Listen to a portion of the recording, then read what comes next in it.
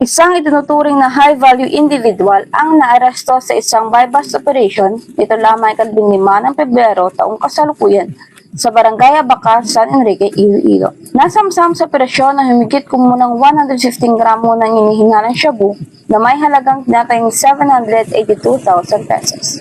Kinilala ang suspect na si Alice Jovenel, 42 taong gulang, may asawa at isang nagtitinda ng prutas na residente ng F. Maris Street, Poblacion, Ilowood, Pasig City. Nahuli ang suspect matapos niyang ibenta ang isang sachet ng inarang shabu sa isang police brochure buyer. Nasamsam mula sa operasyon ang isang sachet ng inarang shabu, dalawang malalaking heat-sealed plastic sachet ng inarang shabu, 6,000 pesos, buy-bust money at iba pang non-drug items. Pinangunahan ng Iloilo Police Provincial Office, Provincial Drug Enforcement Unit Team 2 ang operasyon sa pamumuno ni Police Major Daji de Lima, Chief PDEU, sa tulong ng PDEU Team 3, Provincial Intelligence Unit at San Enrique Municipal Police Station.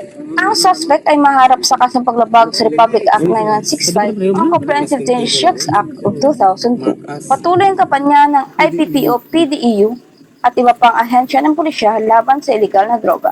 Hinihikayat nila ang publiko na magkipagtulungan at magsumbong ng anumang kahina-hinalang aktibidad upang mapanatiling ligtas ang mga komunidad.